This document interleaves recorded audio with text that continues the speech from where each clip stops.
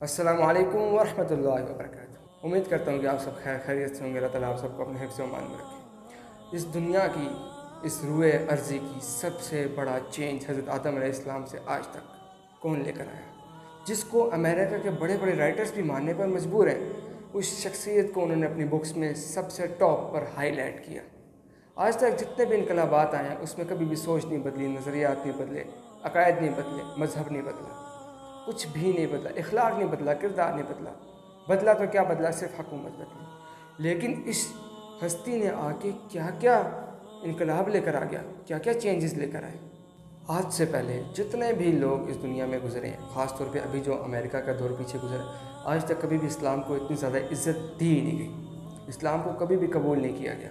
لیکن اب آہستہ آہستہ واقعات وہی ہو رہے ہیں جیسا کہ شاعر نے کہا تھا، پستی کا کوئی حد سے گزر نہ دیکھیں، اسلام کا گر کر نہ ابھر نہ دیکھیں، مانے نہ مانے کہ مت ہے ہر جزر کے بعد، دریا کا ہمارے جو اتر نہ دیکھیں۔ اب وہ وقت چلا گیا، اب لوگ سیرت النبی کے ساتھ ساتھ قریب ہوتے جا رہے ہیں۔ حال ہی میں کچھ عرصے پہلے ہی 90s میں امریکہ کے ایک رائٹر ڈاکٹر مائیکل ہارٹ نے ایک کتاب لکھی تھی دی 100 کے نام سے۔ اس میں اس نے 100 ایسے لوگوں کو چنا، جس میں 100 ایسے لوگ تھے جنہوں نے معاشرے کو تبدیل کیا، جنہوں نے جو بہت بڑا چینج لے کر آئے۔ لیکن اس میں سب سے ٹاپ پہ پتہ ہے اس نے کس کو رکھا؟ حضرت محمد صلی اللہ علیہ وسلم۔ ان کے نزدیک، جو امریکہ کے لوگ ہیں، ان کے نزدیک سب سے زیادہ جو زندگی کو دیکھتے ہیں نا، وہ 2 طریقوں سے دیکھتے ہیں۔ پہلا سیکولر دائرہ ہوتا ہے ان کا، دوسرا ریلیجیس دائرہ ہوتا ہے، ان 2 چیزوں کو۔ تو اس نے جب دیکھا محمد رسول اللہ صلی اللہ علیہ وسلم کو سب سے ٹاپ پہ رکھنے کی جو اس کی وجہ تھی وہ یہی تھی کہ یہ وہ واحد ہستی ہیں جنہوں نے آ کر ان دونوں چیزوں کو بدل دیا، جنہوں نے سب سے بڑا انقلاب لے کر آیا۔ اس لیے اس نے سب سے ٹاپ پر حضرت محمد صلی اللہ علیہ وسلم کو لکھا۔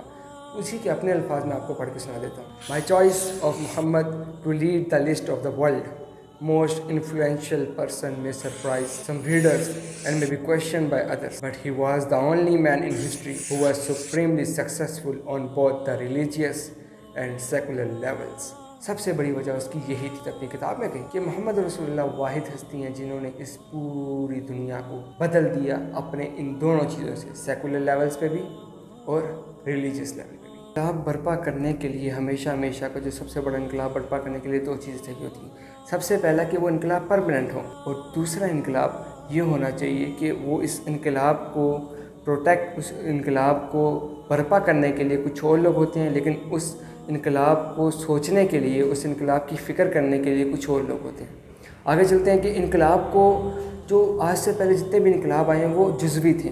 فرانس کا جو انقلاب آیا تھا وہ صرف جزوی تھا، اس میں صرف حکومت بدلی تھی، لوگوں کے اخلاق، لوگوں کے کردار، لوگوں کے جذبات، لوگوں کے احساسات، لوگوں کی معاشرت، لوگوں کی تمدن، کچھ بھی نہیں بدلا، لوگوں کے نظریات نہیں بدلے تھے۔ لیکن جو نبی پاک کا دور تھا اس میں سب کچھ بدل گیا۔ آگے چلتے ہیں اس کی طرف، اور اس کے بعد ایک اور بھی جو انقلاب سب سے بڑا دنیا کا انقلاب مانا جاتا ہے، وہ انقلاب بلشویک ریولوشن کا مانا جاتا ہے۔ اس کے اثرات اتنے برپا تھے کہ پوری دنیا ماننے پہ مجبور ہو گئی تھی، اس سے پوری دنیا بدل گئی تھی اس انقلاب سے۔ لیکن اس میں بھی کیا تھا؟ اس میں صرف اور صرف میٹرلزم تھا۔ جب میٹرلزم تھا انہوں نے تھوڑی اور ترقی کر کے ڈائی الیکٹرک میٹرلزم کر دیا، کچھ بھی نہیں بدلا اس سے بھی۔ لیکن جب آپ نبی پاک کے انقلاب کی طرف آتے ہیں تو اس میں کیا چیز نہیں بدلی؟ اگر آپ مائکروسکوپ لے کے بھی ڈھونڈیں نا تو آپ کو کوئی چیز ایسی نہیں ملے گی جو بدلی نہ ہو، ہر چیز چینج ہوگی۔ لوگوں کے اخلاق، لوگوں کے کردار، لوگوں کے جذبات، لوگوں کے احساسات، ہر چیز بدل گئی۔ وہ قوم جو پہلے جس کی حالت اتنی بری تھی کہ اس کی جنگ میں کیا کیا حالات ہوتے تھے، لیکن جب نبی پاک یہ انقلاب لے کر آئے تو جنگ میں ڈسپلن کے ساتھ ساتھ، اگر کوئی وہ جنگ میں تو ڈسپلن اختیار کر رہی ہے لیکن نماز میں بھی وہ ایک امام کے پیچھے کھڑے ہو کے نماز پڑھی ہے۔ اتنا بڑا چینج آ گیا۔ دوسری وجوہات کیا تھی کہ آج تک جتنی بھی قوموں میں جو انقلاب آیا ہے، جو چینج آیا ہے، اس کو فکر دلانے میں، اس کو سوچنے میں کوئی اور بندہ سوچتا تھا اور اس کو کرتا کوئی اور تھا، مطلب اس طریقے سے ورک ہوتا تھا۔ لیکن جو نبی پاک جو انقلاب لے کر آئے، نبی پاک نے اکیلے اسٹارٹ لی۔ آپ کو پتہ ہے کہ ڈارک سائیکالوجی کا ایک اصول ہے کہ جو لوگ زیادہ سوچ سکتے ہیں نا، ان کے اندر عمل کرنے کی جو طاقت ہوتی ہے، قوت ہوتی ہے، وہ کم ہوتی ہے، اور جو لوگ زیادہ عمل کر سکتے ہیں ان کے اندر جو خیالات ہیں، جو آئیڈیاز ہیں، وہ کم آتے ہیں۔ کچھ پرسنٹ ہے جو سائیکالوجی کو توڑ پاتے ہیں، لیکن 99% یہ چیز عمل ہوتی ہے۔ تو اب جو نبی پاک کے دور میں جو نبی پاک نے جو یہ دعوت کی اکیلے کی، انہوں نے آغاز اکیلے کیا، انہوں نے دعوت بھی خود دی، اس کو برپا بھی خود کیا، ہر چیز نبی پاک اکیلے خود کرتے تھے۔ اسی طرح جو فرانس میں جو انقلاب آیا تھا اس کو سوچنے والے تو والٹیئر، روسو اور دوسرے مفکرین تھے، دوسرے لوگ تھے، لیکن اس کو انقلاب کو لے کر کون آیا تھا؟ کچھ اوباش لوگ تھے، کچھ اوباش لوگوں کے ہاتھوں یہ انقلاب آیا تھا۔ اسی طرح جو مفکرین کے ذریعے ذرا بھی ان میں دخل نہیں تھا انقلاب کو برپا کرنے میں۔ اسی طرح بلشفیک انقلاب کا مفکر کارل مارکس جو 1883 سے 1818 تک تھا، یہ بہت بڑا مفکرین تھا، لیکن اس کی زندگی کے اندر کبھی بھی انقلاب نہیں آیا، اس کے آس پاس گاؤں میں کبھی انقلاب نہیں آیا۔ لیکن اس کی موت کے بعد بہت سالوں بعد ایک اور فعال آیا تھا شخص، لینن، اس نے 1924 سے 1870 تک تھا، اس کے ہاتھ میں وہ فلسفہ آیا اور وہ اس چیز کو اس نے آگے ڈیولپ کیا تھا۔ اب یہ جو چیزیں چل رہی تھیں، معاشرہ اس طریقے سے چل رہا ہے، اس کو کس نے ڈیولپ کیا؟ محمد رسول اللہ صلی اللہ علیہ وسلم نے اکیلے۔ یہ بات یاد رکھنی چاہیے، وہ بھی کتنے کم سال کے اندر، صرف اور صرف 22 سال کے اندر۔ جو ہم 23 سال بولتے ہیں نا، وہ قمری لحاظ سے، لیکن شمسی لحاظ سے اگر آپ لوگ دیکھیں اس میں کیا آئے گا؟ صرف 22 سال۔ 22 سال میں اتنا بڑا انقلاب جس نے تاریخ انسانی کی ہر چیز کو بدل کے رکھ دیا۔ اب حضرت محمد صلی اللہ علیہ وسلم نے صرف اس 22 سال کی عمر میں جو انقلاب لے کر آئے ہیں، صرف اور صرف ہر شخص کو یہ چیز ماننی پڑے گی، صرف ہیومن لیول، خالصتاً ہیومن لیول کے اوپر یہ انقلاب آیا تھا۔ یہ انقلاب اتنا بڑا تھا کہ آج تک کوئی بھی ایسا انقلاب نہیں لے کر آ سکا۔ اب چلتے ہیں ہم تھوڑا سا آگے کہ اگر ہم نبی پاک کے اس انقلاب کی طرف دیکھیں تو اگر یہ چیز ہم نے کرنی پڑے تو اگر ہمیں یہ کرنی پڑتی، اگر حضور صلی اللہ علیہ وسلم کے ساتھ یہ سارا معاملہ معجزے کے ساتھ ہو جاتا تو ہم لوگ کہتے ہیں کہ نبی پاک نے تو کر لیا تھا آرام سے، نبی پاک کے تو ناک سے نکسی تک نہیں پھوٹی، نبی پاک تو بیمار تک نہیں ہوئے، نبی پاک کے تو پاؤں میں کانٹا تک نہیں چبھا، ہم تو یہ سارے ڈرامے بازی اور ہم تو یہ سارے بہانے کرتے۔ لیکن نبی پاک نے یہ سارے مراحل طے کیے۔ آپ کو پتہ ہے نبی پاک کے ساتھ کیا کیا ہوا؟ نبی پاک کو طائف والوں نے پتھر تک مارے، نبی پاک کے دانت مبارک تک شہید ہوئے، نبی پاک اتنے سخت بیمار رہتے تھے کہ حضور صلی اللہ علیہ وسلم اٹھ نہیں پاتے تھے، اتنا سخت بیمار رہتے تھے، اتنا مطلب فل لیول بیماریوں، انہوں نے تکلیفات جھیل کے انقلاب لے کر آئے۔ تو اب آپ اور میں کدھر گئے؟ کیا ہم یہ انقلاب نہیں لے کر آ سکتے؟ بالکل لے کر آ سکتے ہیں، لیکن مسئلہ یہی ہے کہ ہم اٹھتے نہیں ہیں اس انقلاب کی جانب۔ تو اسی لیے یہ ہم سب کے اوپر حجت ہے، ہم سب کے اوپر مشقت ہے کہ ہم دین کے لیے مشقت کریں۔ اب تھوڑا سا جیسے ہی آپ آگے بڑھیں گے تو میں آپ کو ایک چیز بتاتا چلوں، نبی پاک نے اپنی پوری زندگی سکون سے گزاری ہے اور نبی پاک کی اولاد بھی ہوئی۔ نبی پاک نے ایک تاجر بھی تھے، نبی پاک کبھی شام سے قافلہ ادھر لے کے جا رہے ہیں، کبھی ادھر آ رہے ہیں، مطلب ایک بزنس، ایک نارمل لائف گزاری۔ لیکن ٹھیک 40 سال کے لگ بھگ جیسے ہی نبی پاک کی عمر گزری ہے، نبی پاک جیسے ہی 40 سال کی عمر کے قریب پہنچے ہیں، اب نبی پاک اکیلے رہنا پسند کر رہے ہیں۔ نبی پاک غار حرا میں بار بار جا رہے ہیں، جیسے کہ حضرت عائشہ کی بھی روایت ہے، ثم حبب الیہ الخلاء فکان یخلو بغار حراء یتخنث فیہ۔ اب تخنث یہ کیا چیز تھی؟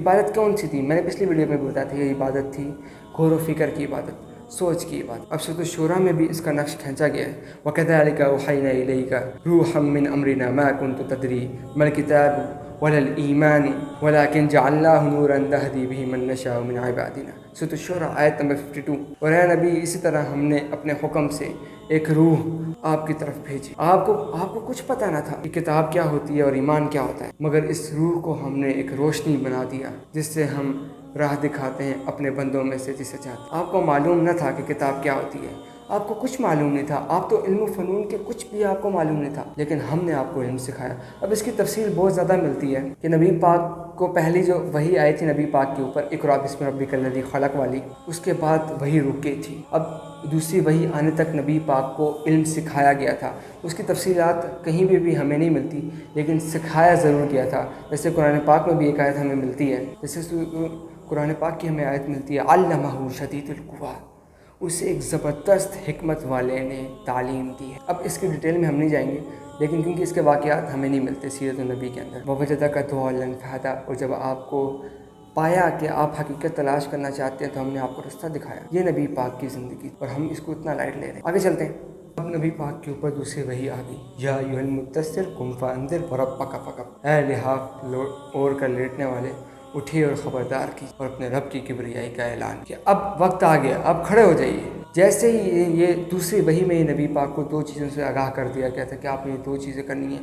پہلی چیز، لوگوں کو غفلت سے آگاہ کیجیے، لوگوں کو غفلت کے انجام سے آگاہ کیجیے کہ ان کا کیا نتیجہ نکلے گا، اور دوسری کہ ان کے رب سے ان کی دوری ان کو کتنا نقصان دے گی، ان کو کتنا بڑا عذاب ملے گا اس نتیجے میں کہ اگر وہ اپنے رب سے دور ہو گئے۔ یہ 2 چیزیں نبی پاک کو سمجھا کے بھیجی گئی۔ لیکن آج کل کے دور میں اب وَرَبَّكَ فَكَبِّرْ کا کیا مطلب ہے کہ اب لفظی اگر اس کا ترجمہ کریں تو اس کا مطلب ہے کہ اپنے رب کو بڑا کیجیے، اپنے رب کو بڑا کیجیے، کہ آپ کا رب بڑا ہے، اس کو بڑا کیجیے، اس کو اس کا حق دیجیے۔ اب آپ تھوڑا سا اگر اس کی ڈیٹیل میں جائیں کہ ہم لوگ کیا کرتے ہیں، کیا ہے کہ جو ہو رہا ہونے دو، میں نہیں مانتا کہ کون رب ہے کون نہیں، میری خواہش مجھے زیادہ عزیز ہے، مجھے نہیں پتا میرے رب نے کیا بولا ہے کیا نہیں بولا، مجھے نہیں پتا کیا ہو رہا ہے کیا نہیں ہو رہا، مجھے اپنی خواہش، حکومت کیا ہمارا فیصلہ چلے گا، ہم نہیں جانتے اللہ کا کیا فیصلہ ہے کیا نہیں، یہ ساری چیزیں وَرَبَّكَ فَكَبِّرْ، اپنے رب کو بڑا کیجیے، وہ بڑا ہے، اس کا حکم مانیے۔ جیسا کہ بقول اقبال بھی، علامہ اقبال نے کیا کہا تھا، یا وسعت افلاک میں تکبیر مسلسل، یا خاک کے آغوش میں تسبیح و مناجات، و مذہب مرداں خود آگاہ و خدا مست، یہ مذہب ملا و جمادات و نباتات۔ اب اقبال کے اتنا بڑے شعر، اتنے گہرے شعر، اب اس میں یہ تھا کہ اب ہم نے جو پیچھے کہا کہ حکومت ہم نہیں جانتے کیا حکومت، ہم نہیں جانتے کیا خواہش، جیسے فرعون نے بھی کہا تھا وَمَا رَبُّ الْعَالَمِينَ، یہ کون ہوتے ہیں رب؟ جیسے مسیح علیہ السلام نے بھی یہ چیز بولی تھی، اے اللہ تیری مرضی جیسے آسمانوں پر پوری ہوتی ہے ویسے ہی زمین پر پوری کر۔ اب تکبیر رب کا حکم، اپنے رب کو بڑا کرنے کا حکم نبی پاک کو شروع میں ہی دے دیا گیا تھا۔ جیسے ہی نبی پاک کے اوپر یہ وحی آئی، اسی کے بارے میں نبی پاک نے بولا تھا کہ حضرت خدیجہ کے پاس آ کر خشیت علی نفسی، مجھے اپنی جان کا ڈر ہے، تو حضرت خدیجہ نے نبی پاک کو دلاسے دیتے ہوئے کہا تھا کہ نہیں، آپ بیواؤں کا سہارا ہیں، آپ یتیموں سے محبت کرتے ہیں، آپ اپنا مال خرچ کرتے ہیں یتیموں کے لیے، غریبوں کے لیے، مسکینوں کو، یہی دیتے ہوئے حضرت خدیجہ پہلی وہ عورت تھیں جنہوں نے اسلام قبول کی۔ نبی پاک نے سب سے پہلے آ کے حضرت خدیجہ کو بتایا تھا، اور حضرت خدیجہ نے اسلام قبول کیا تھا، تو پھر نبی پاک کو تھوڑی تسلی ہوئی۔ جزاک اللہ خیر۔ ہمارا آج کی یہ ٹاپک میں کوئی سٹوری نہیں تھی، صرف ایک چیز سے آگاہ کرنا تھا کہ ہمارے نبی پاک نے کیا کیا، ہمارے نبی پاک کا جو چینج تھا، جو انقلاب تھا، وہ کس طریقے سے اور کتنا بڑا تھا۔ جزاک اللہ۔ آگے چلتے ہیں انشاءاللہ، اگلی ویڈیو میں پھر سے سٹوری جاری ہیں، واقعات آنے لگے ہیں، تو ہمارے ساتھ بنے رہیے گا۔ اللہ تعالیٰ آپ سب کو اپنے حفظ و امان میں رکھے۔ جزاک اللہ۔